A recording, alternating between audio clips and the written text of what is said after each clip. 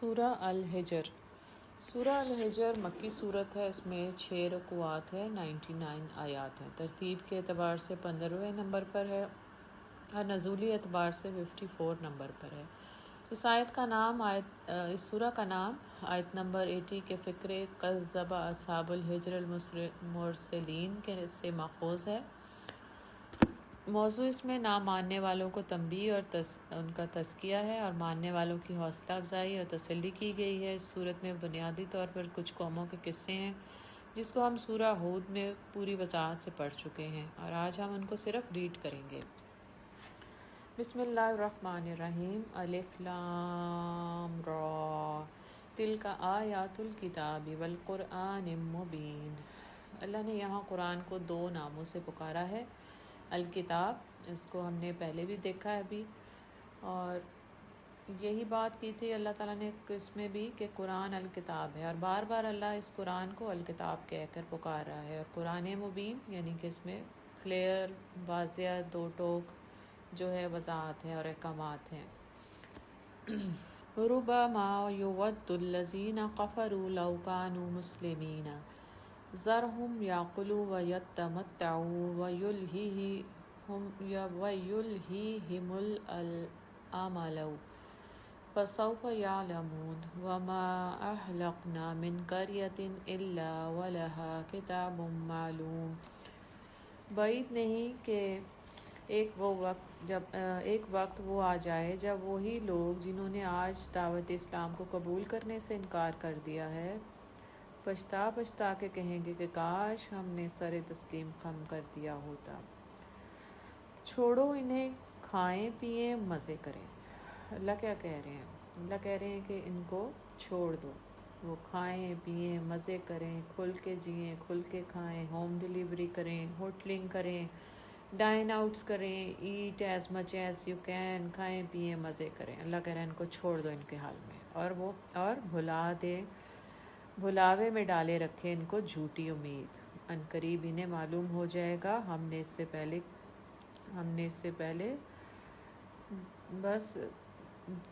سے پہلے جس بستی کو بھی ہلاک کیا ہے اس کے لیے خاص مہلت عمل لکھی جا چکی ہے۔ کوئی قوم نہ اپنے وقت مقرر سے پہلے ہلاک ہو سکتی ہے اور نہ اس کے بعد چھوٹ سکتی ہے۔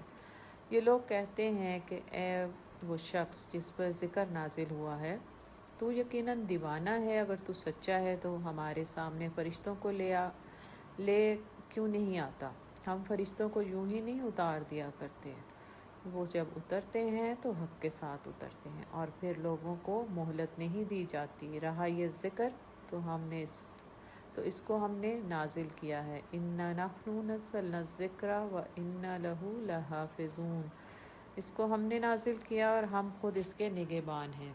اللہ تعالیٰ فرما رہے ہیں کہ ہم اس کے نگہبان ہیں۔ قرآن کی حفاظت کیسے ہوئی تھی؟ اللہ تعالیٰ نے اس کی حفاظت کا ذمہ خود لیا تھا۔ اللہ تعالیٰ نے اس کی حفاظت کا ذمہ لیا۔ اللہ تعالیٰ نے ام الکتاب کو لوح محفوظ میں پہلے محفوظ کیا، پھر نبی صلی اللہ علیہ وسلم کی نبوت سے پہلے اس کو آسمان دنیا پر اتارا گیا، اور آسمان دنیا کی حفاظت پہلے سے بھی بہت زیادہ کر دی گئی، اس کو بہت زیادہ پابند کیا گیا۔ جبرائیل امین پھر وہاں سے جبرائیل امین کے ذریعے اس کو محمد صلی اللہ علیہ وسلم کے پاس پہنچایا گیا۔ نبی صلی اللہ علیہ وسلم کو حفظ کروایا گیا۔ پھر اس کے بعد آپ کی حیات طیبہ میں حافظین اکرام کی کثرت پیدا کی گئی، اور جنگ یمامہ میں جب بہت کثیر تعداد میں شہداء اور حافظین اکرام شہید ہوئے تو اللہ کے حکم سے پہلے حضرت ابوبکر اور پھر حضرت عمر اور پھر کاتب وحی کے دل میں آیا اور قرآن کو جمع کیا گیا۔ پھر اس طرح اس کی تدوین ہوئی۔ پھر حضرت عثمان کے دور میں اس میں اعراب لگائے گئے۔ پھر خلفائے راشدین کے بعد حضرت یحییٰ بن یمار انہوں نے اس کو منقود کیا۔ اس کے بعد ہر دور میں زمین کے ہر ٹکڑے میں حافظین کے حافظے میں زیر زبر پیش کی تعریف کے بغیر اس کو موجود ہے۔ اللہ تعالیٰ نے اتنا محفوظ کیا، اس کو کامل کیا، اس کو تمام کیا، پھر اس کی حفاظت کی، اور زیر زبر کے چینج کے بغیر یہ ہم تک پہنچا ہے۔ یہ اس لیے نہیں اللہ نے اس کی حفاظت کی کہ ہم اس کو اپنے لاؤنجز میں بیٹھ کر پڑھیں اور بڑے آرام سے کیا کریں کہ یہ کہیں کہ ہم یہ کر لیں گے اور یہ نہیں کریں گے، پک اینڈ چوز کریں گے۔ پک اینڈ چوز کرنے کے لیے اللہ نے اس کو محفوظ نہیں کیا، کیونکہ یہ وہی رویہ ہے جس کے لیے اللہ تعالیٰ نے سورہ بقرہ میں فرمایا تھا افتؤمنون ببعض الکتاب وتکفرون ببعض، کہ کیا کرتے ہو تم کتاب کے کچھ حصے پر ایمان لاتے ہو اور کچھ کا انکار کرتے ہو۔ اللہ ہمیں سمینا و اطعنا کی توفیق عطا فرمائے، اور اللہ اس قرآن کی اشاعت و تبلیغ اور حفاظت میں ہمیں بھی اپنا کردار ادا کرنے کی توفیق عطا فرما۔ اللہ ہماری نسلوں میں محافظ قرآن، حافظ قرآن اور محافظین قرآن اٹھانا، آمین۔ اے محمد، ہم تم سے پہلے بہت سی گزری ہوئی قوموں میں رسول بھیج چکے ہیں، کبھی ایسا نہیں ہوا کہ ان کے پاس کوئی رسول آیا ہو اور انہوں نے اس کا مذاق نہ اڑایا ہو۔ مجرمین کے دلوں میں تو ہم اس ذکر کو اسی طرح سلاخ کے مانند گزارتے ہیں، وہ اس پر ایمان نہیں لایا کرتے۔ قدیم سے اس کماش کے لوگوں کا یہی طریقہ رہا۔ اگر ہم ان پر آسمان کا کوئی دروازہ کھول دیتے اور وہ دن دہاڑے اس میں چڑھنے بھی لگتے، تب بھی وہ یہی کہتے کہ ہماری آنکھوں کا دھوکہ ہو رہا ہے، بلکہ ہم پر جادو کر دیا گیا ہے۔ وَلَقَدْ جَعَلْنَا فِي السَّمَاءِ بُرُوجًا وَزَيَّنَاهَا لِلنَّاظِرِينَ وَحَفِظْنَاهَا مِنْ كُلِّ شَيْطَانٍ رَجِيمٍ۔ یہ ہماری کار فرمائی ہے کہ آسمان میں ہم نے بہت سے مضبوط قلعے بنائے، ان کو دیکھنے والوں کے لیے مزین کیا، اور ہر شیطان مردود سے ان کو محفوظ کر دیا۔ کوئی شیطان ان میں راہ نہیں پا سکتا، الا یہ کہ کچھ سنگن لے لے، اور جب وہ سنگن لے لینے کی کوشش کرتا ہے تو ایک شعلہ روشن اس کا پیچھا کرتا ہے۔ مضبوط قلعوں سے مراد آسمان کے ستارے ہیں۔ اللہ تعالیٰ نے ان ستاروں کو بہت سے مقاصد کے لیے پیدا کیا ہے۔ یہاں پر ان کا ایک مقصد بتایا جا رہا ہے کہ ستارے آسمان کی حفاظت کے لیے مضبوط قلعے ہیں، اور اللہ صاحب جمال ہے، اس نے ان قلعوں کو خوبصورت ستاروں کی شکل دے دی۔ ورنہ سوچیں اگر آسمان سے بڑے بڑے قلعے لٹک رہے ہوتے تو کیا آسمان اتنا حسین ہوتا؟ تو قرآن کی حفاظت کا ایک طریقہ یہ ہے کہ اللہ نے کیا کیا کہ ان کے ستاروں سے آسمان کو خوبصورت بنایا اور ان خوبصورت ستاروں کی شکل دے دی، اور یہی ستارے ہیں کہ جب کاہنوں اور عاملوں کے حکم سے جو جنات ہیں وہ ان جنات کو عالم بالا کی خبریں لینے کے لیے جاتے ہیں تو ان ستاروں سے مار کر بھگایا جاتا ہے، جنہیں ہم شہاب ثاقب کہتے ہیں۔ گویا یہ ہے وہ شہاب ثاقب، اور یہ یہاں کیوں بتایا جا رہا ہے؟ کیونکہ پیچھے اللہ نے فرمایا تھا کہ قرآن کی حفاظت کا ذمہ اللہ نے خود لیا ہے، کہ شیطان سے شہاب ثاقب کے ذریعے آسمان کو محفوظ رکھا گیا۔ ہم نے زمین کو پھیلایا، اس میں پہاڑ جمائے، اس میں ہر نوع کی نباتات ٹھیک نپی تلی مقدار کے ساتھ اگائی، اور اس میں معیشت کے اسباب فراہم کیے تمہارے لیے بھی اور ان بہت سی مخلوقات کے لیے بھی جن کے رازق تم نہیں ہو۔ کوئی چیز ایسی نہیں جس کے خزانے ہمارے پاس نہ ہوں، اور جس چیز کو بھی ہم نازل کرتے ہیں ایک مقرر مقدار میں نازل کرتے ہیں۔ بارآور ہواؤں کو ہم ہی بھیجتے ہیں، پھر آسمان سے پانی برساتے ہیں اور اس پانی سے تمہیں سیراب کرتے ہیں۔ اس دولت کے خزانے دار تم نہیں ہو۔ زندگی اور موت ہم دیتے ہیں اور ہم ہی سب کے وارث ہیں۔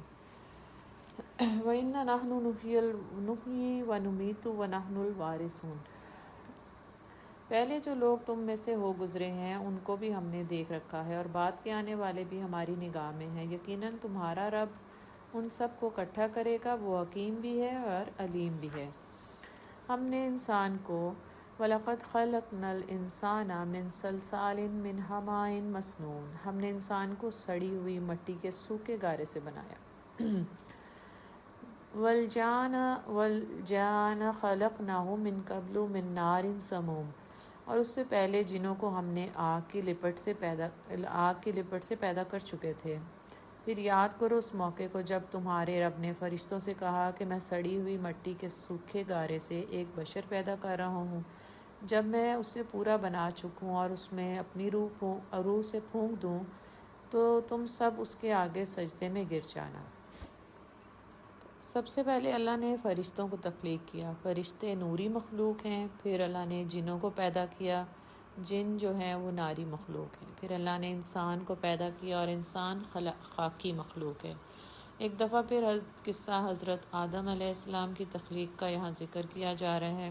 چنانچہ تمام فرشتوں نے سجدہ کیا سوائے ابلیس کے کہ اس نے سجدہ کرنے والوں کا ساتھ دینے سے انکار کر دیا۔ اور آپ نے پوچھا، اے ابلیس، تجھے کیا ہوا کہ تو نے سجدہ کرنے والوں کا ساتھ نہ دیا؟ اس نے کہا، یہ میرا کام نہیں ہے کہ میں اس بشر کو سجدہ کروں جسے تو نے سڑی ہوئی مٹی کے سوکھے گارے سے پیدا کیا۔ رب نے فرمایا، قال فاخرج منہا فإنک رجیم، اچھا تو نکل جا یہاں سے کیونکہ تو مردود ہے اور اب روز جزا تک تجھ پر لعنت ہے۔ اس نے عرض کیا، قال ربی فانظرنی الی یوم یبعثون، کہ میرے رب یہ بات ہے تو پھر مجھے اس روز تک کے لیے مہلت دے جب کہ سب انسان دوبارہ اٹھائے جائیں گے۔ فرمایا، اچھا تجھے مہلت ہے اس دن تک جس کا وقت ہمیں معلوم ہے۔ وہ بولا، میرے رب، جیسا تو نے مجھے بہکایا اسی طرح اب میں زمین میں ان کے لیے دل فریبیاں پیدا کر کے ان سب کو بہکاؤں گا سوائے تیرے ان بندوں کے، الا عبادک منہم المخلصین، سوائے تیرے ان بندوں کے جنہیں تو نے ان میں سے خالص کر لیا ہو۔ فرمایا، یہ راستہ ہے جو سیدھا مجھ تک پہنچتا ہے۔ قال ھذا صراط علیہ مستقیم، تو یہ شیطان کا وہ مطالبہ ہے جو جنت سے نکالے جانے پر شیطان نے کیا تھا کہ کیسے کیسے بندوں کو گمراہ کروں گا۔ اس نے کہا تھا، میں تیرے آگے پیچھے دائیں بائیں آؤں گا اور میں اکیلا بھی آؤں گا اور اپنے سوار بھی لاؤں گا، پیادے بھی لاؤں گا، اور ان سب کو امیدیں دلاؤں گا، ان کو آرزوئیں دلاؤں گا، ان کو الجھاؤں گا، میں ان کو حکم دوں گا۔ اس نے اپنا سارا طریقہ بتا دیا۔ پھر اس نے بتایا کہ میرے وار سے بچے گا کون؟ پرزور دشمنانے جو دشمن تھا اس نے کیا طریقہ بتایا، طریقے کے بعد بتایا کہ بچے گا کون؟ جو اللہ کے خالص مخلص بندے ہیں۔ اللہ ہمیں اخلاص عطا فرما، خلوص نیت عطا فرما، اور اللہ ہمیں خالص توحید پر جمنا سکھا دے۔ علم کے ایک سمندر سے عمل کا ایک قطرہ بہتر ہے، اور عمل کے ایک سمندر سے اخلاص کا ایک قطرہ بہتر ہے۔ ان عبادی لیس لک علیہم سلطان الا من اتبعک من الغاوین، بے شک جو میرے حقیقی بندے ہیں ان پر تیرا بس نہ چلے گا، تیرا بس تو صرف ان بہکے ہوئے لوگوں پر ہی چلے گا جو تیری پیروی کریں گے، اور ان سب کے لیے جہنم کی وعید ہے۔ یہ جہنم جس کی وعید پیران ابلیس کے لیے کی گئی ہے، اس کے 7 دروازے ہیں۔ لہا سبعۃ ابواب لکل باب منہم جزء مقسوم ان المتقین فی جنات عیون، اور ہر دروازے کے لیے ان میں سے ایک حصہ مخصوص کر دیا گیا ہے، بخلاف اس کے متقی لوگ باغوں اور چشموں میں ہوں گے، اور ان سے کہا جائے گا، ادخلوہا بسلام آمنین، کہ داخل ہو جاؤ اس میں سلامتی کے ساتھ بے خوف و خطر۔ جہنم کے 7 دروازے ہیں اور جنت کے 8 دروازے ہیں۔ کیوں؟ کہ یہ اللہ کی رحمت ہے۔ حدیث میں آتا ہے، اللہ سبحانہ تعالیٰ نے فرمایا تھا، میری رحمت میرے غضب پر بھاری رہے گی قیامت کے دن تک۔ جنت کے دروازے باب الریحان، روزے داروں کے لیے باب الصلاۃ، نمازیوں کے لیے باب الصدقہ، باب الجہاد، باب یمین، جس میں سے بلا حساب امت کے لوگ داخل ہوں گے۔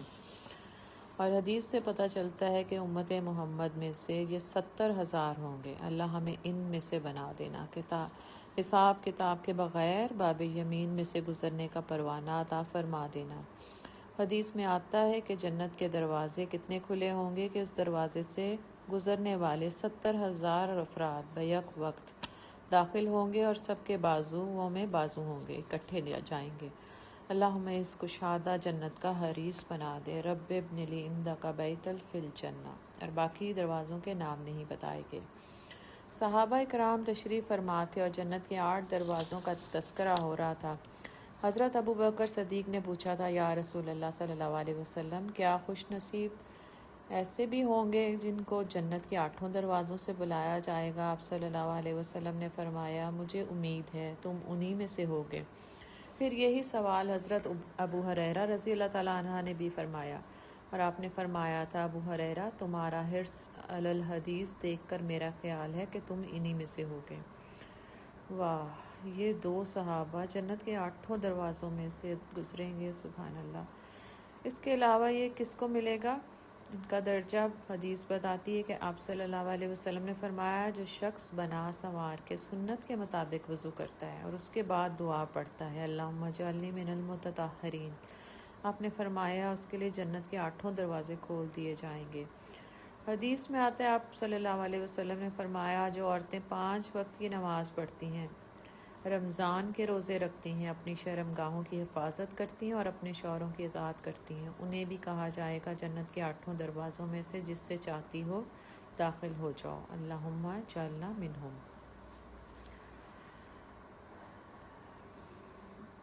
اچھا جی، اور ان سے کہا جائے گا داخل ہو جاؤ، اس میں سلامتی کے ساتھ بے خوف و خطر، ان کے دلوں میں جو تھوڑی بہت کھٹ کپٹ ہوگی ہم اسے نکال دیں گے، وہ آپس میں بھائی بھائی بن کر آمنے سامنے تختوں پر بیٹھیں گے، انہیں نہ وہاں کسی مشقت سے پالا پڑے گا، نہ وہ وہاں سے نکالے جائیں گے۔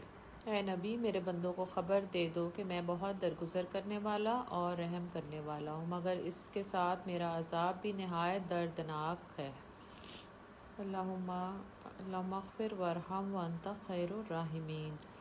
وَنَبِّئْهُمْ عَنْ ضَيْفِ إِبْرَاهِيمَ إِذْ دَخَلُوا عَلَيْهِ فَقَالُوا سَلَامًا قَالَ إِنَّا مِنْكُمْ وَجِلُونَ۔ اور یہاں ذرا ابراہیم علیہ السلام کے مہمانوں کا قصہ سناؤ، جب وہ آئے اس کے پاس اور کہا سلام ہو تم پر، اس نے کہا ہمیں تو تم سے ڈر لگتا ہے۔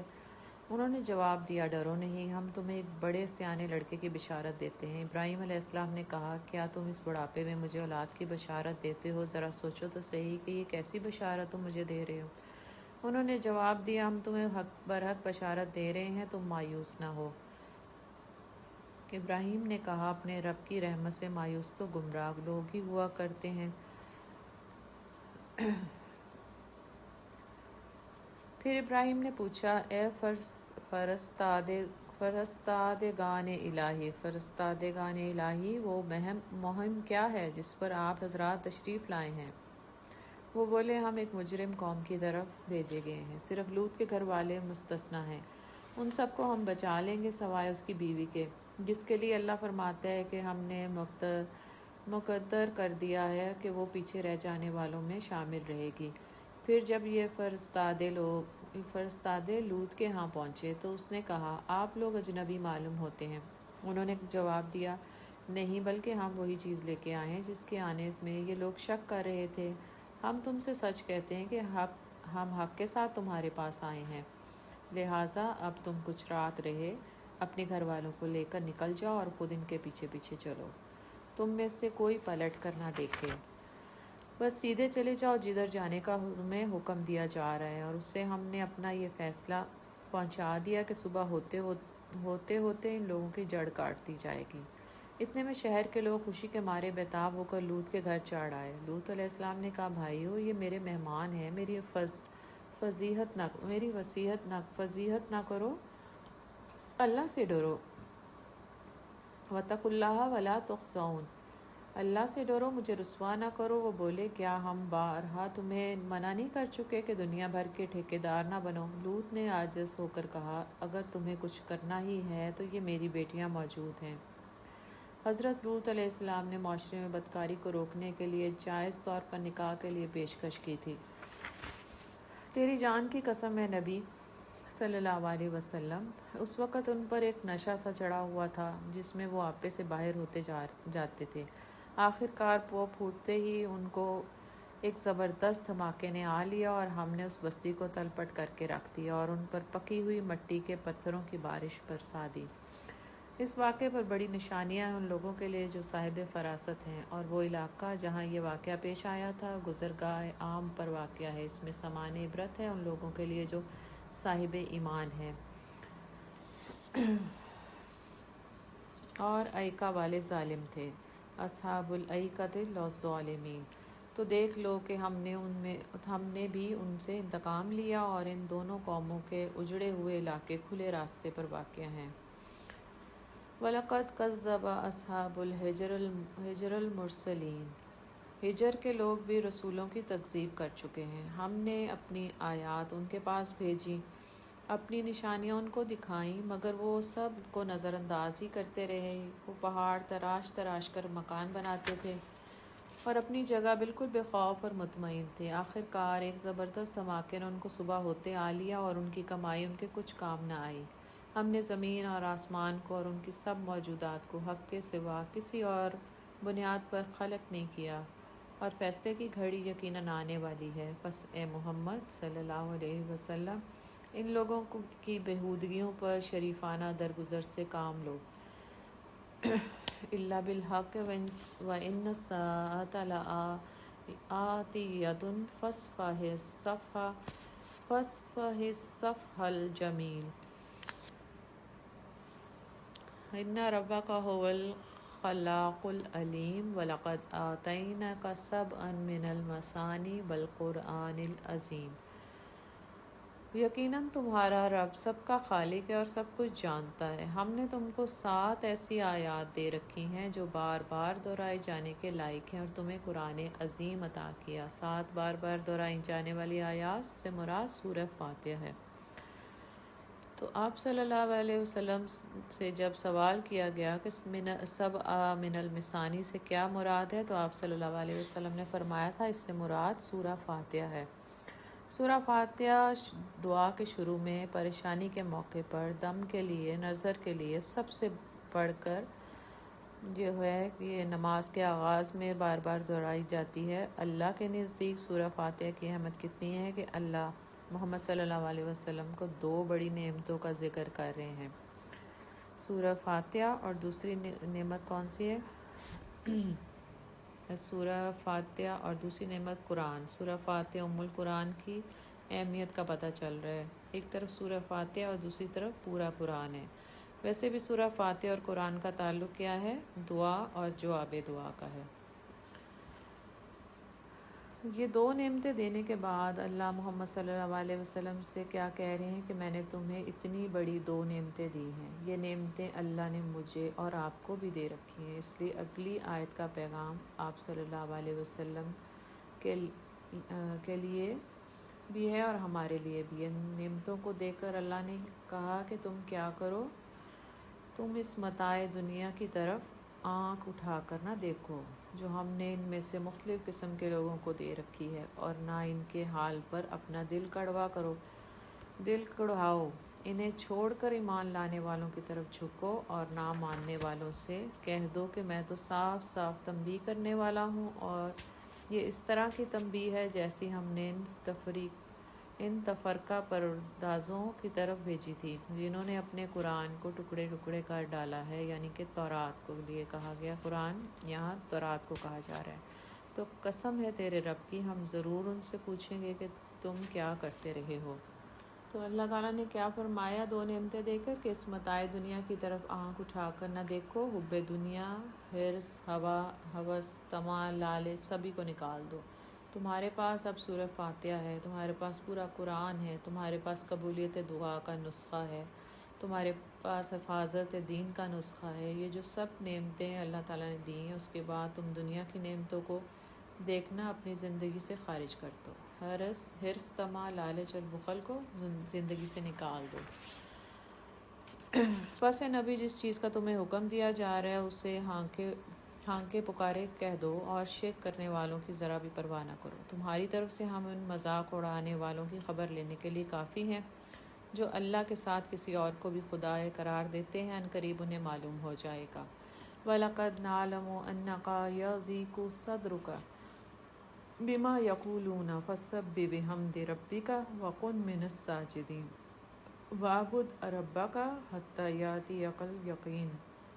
ہمیں معلوم ہے کہ جو باتیں یہ لوگ تم پر بناتے ہیں ان سے تمہارے دل کو سخت کوفت ہوتی ہے۔ اس کا علاج یہ ہے کہ اپنے رب کی حمد کے ساتھ اس کی تسبیح کرو، اس کی جناب میں سجدہ بجا لاؤ، اور اس آخری گھڑی تک اپنے رب کی بندگی کرتے رہو جس کا آنا یقینی ہے۔ یہاں پر اللہ تعالیٰ تذکرہ فرما رہے ہیں کہ دین کے رستے پہ چلنے والوں کو جب کوفت ہو تو وہ کیا کریں، کوفت ہو تو کیا کریں، کہ جب کوئی شخص اللہ کو، قرآن کو، حدیث کو مان کر ان کی ماننے لگتا ہے تو مخالفت کا طوفان تو اٹھتا ہے، کبھی مار پیٹ، کبھی استہزاء، کبھی اذیت۔ تو پھر تم کیا کرو اس حال میں تم اللہ کی تسبیح کرو، ذکر الہی، راہ اللہ۔ سب سے پہلے ذکر کیا ہوگا؟ اللہ کا ذکر کرو، کیونکہ یہ ذکر جو ہے قرب الہی دے گا، یہ ذکر دل کو سکینت دے گا۔ اور سکینہ کیسے آئے گا؟ الا بذکر اللہ تطمئن القلوب، یہ ذکر الہی قلب کو سکون دے گا۔ حدیث میں ہے کہ اللہ تعالیٰ نے فرمایا کہ میرے بندے کے لب جب میرے ذکر میں ہلتے ہیں تو میں اپنے بندے کے قریب ترین ہوتا ہوں۔ اس حالت میں شیطان نے اکساہٹیں ڈالنی ہیں۔ پھر فرمایا کہ ہر شخص کے دل میں کے دو حصے ہیں، ایک میں اس کا فرشتہ ہوتا ہے اور ایک میں شیطان ہوتا ہے۔ جب وہ ذکر کرتا ہے تو شیطان بھاگ جاتا ہے، اور جب ذکر نہیں کرتا تو شیطان اپنے دل کے حصے میں آ کر وسوسہ ڈالتا ہے۔ تو اللہ کے راستے میں چلتے ہوئے تکلیفوں میں سب سے پہلا کام ذکر الہی۔ دوسری بات کیا بتائی گئی ہے کہ سجدہ کرو۔ کیوں کرو سجدہ؟ فائدہ کیا ہوگا اس سے؟ اللہ سبحانہ تعالیٰ فرماتا ہے کہ میرا بندہ جب سجدے کی حالت میں ہوتا ہے تو وہ اس وقت میرے قریب ترین ہوتا ہے۔ حدیث بتاتی ہے کہ سجدے میں دعائیں قبول ہوتی ہیں۔ شیطان نے جب اپنے حملے کے راستے بتائے تو نیچے کا سجدے کا راستہ چھوڑ گیا تھا، لہٰذا یہ راستہ آسان ہے، سجدہ کرو، رب کا قرب پاؤ۔ ان دو کام کو کرنے کے بعد کیا کرو؟ بندگی اور اطاعت۔ بندگی اور اطاعت اپنے رب کی کرو۔ کتنا خوبصورت سا نسخہ ہے کہ ایک شخص اللہ کے راستے پہ چلا ہے، صراط مستقیم پر چل رہا ہے، مخالفت بھی ہے، اپوزیشن ہو رہی ہے اس کی، پھر وہ کیا کرے؟ وہ ذکر کرے، سجدہ کرے، اور اس کے ساتھ اپنے مسائل کو اللہ کے حوالے کر کے توکل کرے اور خود اللہ کی عبادت اور بندگی پر جمع رہے۔ اور کب تک کرے؟ جب تک کہ یقینی فیصلہ نہ آ جائے تکلیف کے ٹلنے کا، یا مشکل کے آسان ہونے کا، یا موت کا۔ تو یہ طریقہ ویسے لگتا تو ہے کہ ہو نہیں سکتا، بڑا مشکل لگ رہا ہے، ادھر سے اعتراضات ہیں، تنقید بھی ہو رہی ہے۔ تو کیا ہے کہ سجدہ، یہ ذکر اور اللہ کی اطاعت، یہ کیسے ہو سکتا ہے؟ لگ مشکل رہا ہے۔ صحابہ کرام کی زندگیاں قرآن کی آیات کا عملی نمونہ پیش کرتی ہیں، اور یہ آیت اور یہ طریقہ کار منوعاً ہمیں صحابہ اور رسول اللہ صلی اللہ علیہ وسلم کے واقعات میں نظر آتا ہے۔ حضرت خبیب بن عدی اور مشرکین جو تھے مارنے کے لیے تختہ دار کی طرف لے جا رہے تھے، سعید بن عامر نے واقعہ سنایا، بہت پرسکون اور کوئی پریشانی اور گھبراہٹ نہیں تھی۔ میں نے دیکھا تھا کہ ان کے ہونٹ حرکت کر رہے تھے۔ انہوں نے نماز کی مہلت مانگی تھی۔ نماز کی مہلت مانگی تھی، یہ کیا تھا؟ یہ قرب الہی تھی۔ فسبح بحمد ربک، پھر سجدے میں گئے اور اتنا لمبا سجدہ کیا۔ تو یہ انعمت علیہم تھے، ربنا اننا آمنا فاغفر لنا وقنا عذاب النار، ربنا لا تزغ قلوبنا بعد اذ ہدیتنا وہب لنا من لدنک رحمہ انک انت الوہاب، سبحانک اللہم وبحمدک نشہد ان لا الہ الا انت نستغفرک ونتوب الیک، سبحان ربک رب العزۃ عما یصفون والسلام علی المرسلین والحمد للہ رب العالمین، آمین ثم آمین۔